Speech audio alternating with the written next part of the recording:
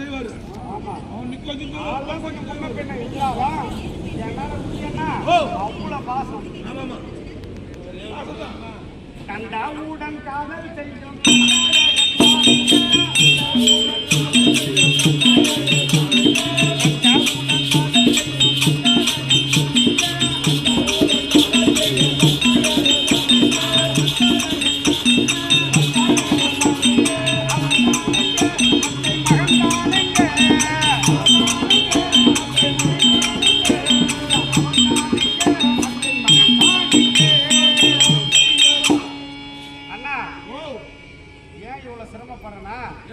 ஒரு பொண்ணோட மனசு இன்னொரு பொண்ணுக்கு தான் தெரியணும். நம்ம இன்னொரு பொண்ணுக்கு தான் தெரியும்.